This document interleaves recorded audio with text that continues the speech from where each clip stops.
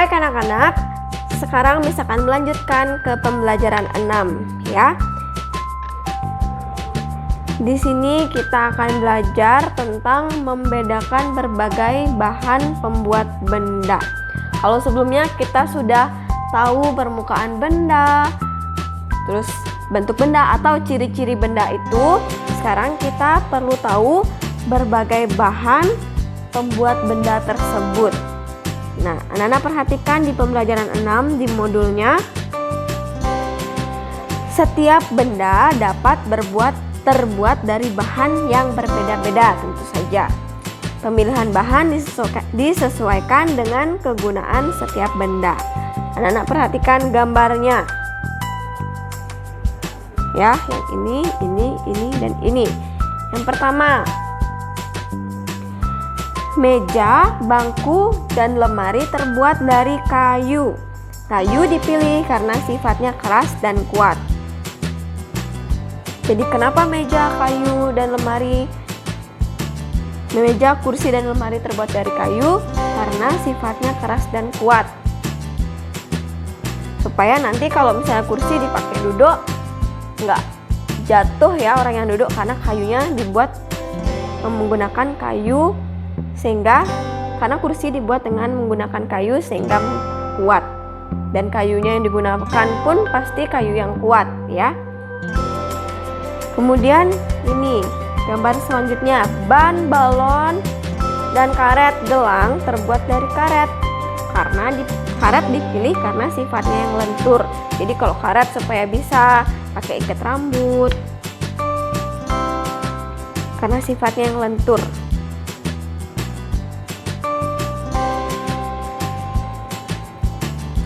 Berikutnya, buku, majalah, dan koran terbuat dari kertas. Kertas dipilih karena ringan.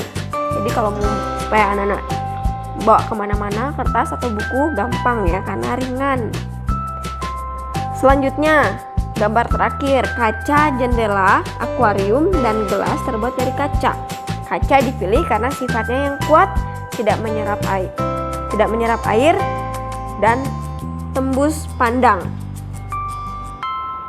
Jadi kalau misalnya kaca pintu rumah, anak-anak bisa lihat pemandangan di luar karena tembus pandang, atau akuarium juga seperti itu, dan airnya nggak tembus karena menggunakan kaca yang tidak menyerap air. Kalau kain dipakai kan dia nyerap air, jadi percuma nanti. Sama juga seperti gelas, supaya gelas yang nggak tumpah, jadi yang digunakan adalah kaca karena sifatnya kuat dan tidak menyerap air.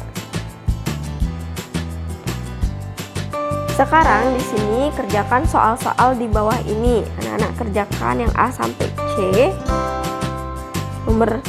Misalnya huruf A, yang bagian A. Aku bagian dari tanaman. Aku mempunyai, ini kan tanaman ya. Ini namanya daun.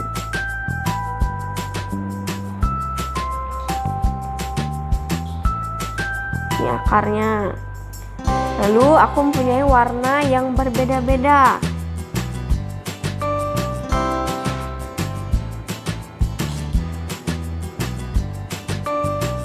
Ini warnanya merah. Yang satunya warnanya pink, atau ungu.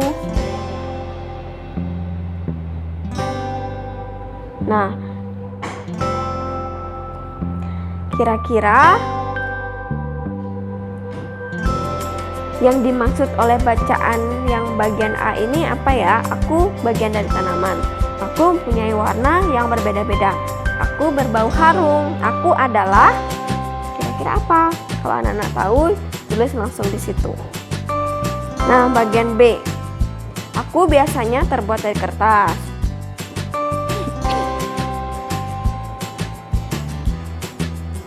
Aku berisi angka, hari, dan bulan. Aku biasanya dipasang di dinding. Nah, biasanya dia isi hari, tanggal, bulan gitu ya.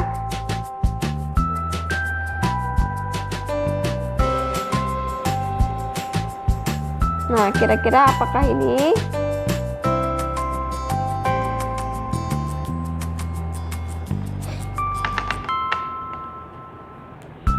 Anak-anak tulis di sini. Berikutnya yang C, aku terbuat dari kayu. Aku berukuran besar. Aku biasanya digunakan untuk tempat menulis. Spidol atau kapur menjadi alat tulisnya. Nah, biasanya ini ditemukan di kelas. Kira-kira apa? Anak-anak tulis di kolom yang tersedia. Berikutnya, benda-benda terbuat dari bahan berbeda-beda. Coba pasangkan gambar dengan bahan pembuatnya. Nah, di sini sendok, bahan pembuatnya apa kira-kira? Kertas, kain, logam, atau kaca. Buku juga terbuat dari apa? Gelas terbuat dari apa? Dan baju terbuat dari apa? Anak-anak tinggal tarik garis. Misalnya nih, gelas terbuat dari kaca, seperti itu ya.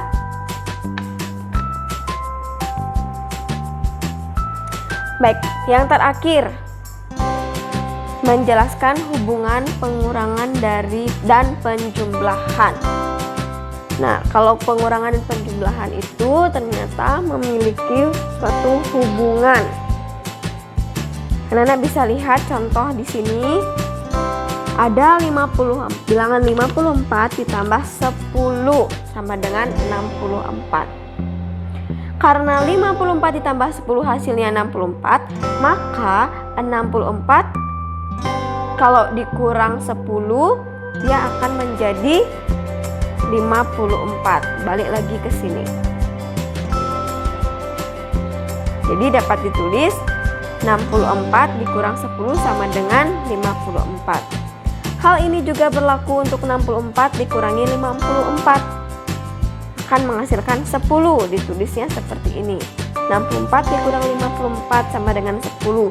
Jadi dari kalimat matematika 54 ditambah 10 sama dengan 64 ini, kalau di dalam bentuk pengurangan bisa menjadi 64 dikurang 10 sama dengan 54. Angkanya juga sama. Di antara ketiga ini aja, 64, 10, dan 54. Kalau di pengurangan jadi seperti ini atau seperti ini.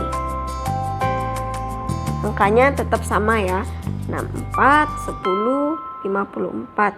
Begitu juga yang ini, 64, 10, 54. Hanya penempatannya yang berbeda. Nah, coba anak-anak perhatikan contoh di bawah ini, di modulnya. Dari penjumlahan ya, kita bisa lihat 35 ditambah 1 sama dengan 36.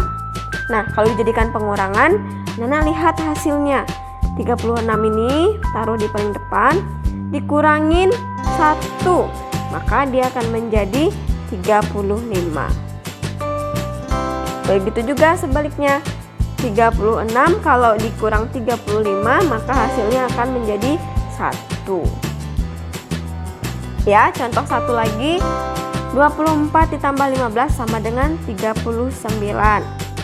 Nah, hasilnya ditulis ke sini, 39 dikurangin 24 sama dengan 15. 13-nya ditaruh lagi ke sini, dikurangin 15, maka hasilnya 24. Jadi mereka saling berhubungan ya. Nah, coba anak-anak kerjakan soal-soal di modulnya.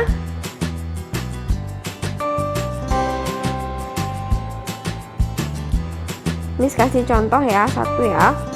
Misalnya di sini 43 ditambah 16 sama dengan 59. Nah, 59-nya ditaruh sini, dikurangin 43, maka hasilnya sama dengan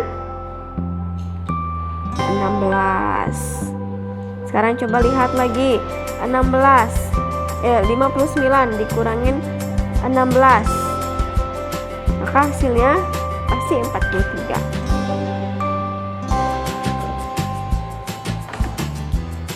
Seperti itu. Begitu juga yang lainnya ya, coba anak-anak kerjakan. Nah, untuk materi yang selanjutnya ini anak-anak bisa baca saja Kemudian kalau masih ada waktu, anak-anak bisa mengerjakannya. Jadi ini tentang menggunakan benda sesuai fungsinya. Dibaca, kemudian kalau masih ada waktu anak-anak boleh kerjakan ya. Baik, serasa sekian untuk materi hari ini. Selanjutnya kita akan mengadakan evaluasi untuk subtema 4. Terima kasih anak-anak sudah mengikuti dengan baik. Jika ada yang masih perlu ditanyakan, silakan nanti ditanyakan ke Miss Grace atau ke Miss Erni. Sampai jumpa di pertemuan selanjutnya. Dadah!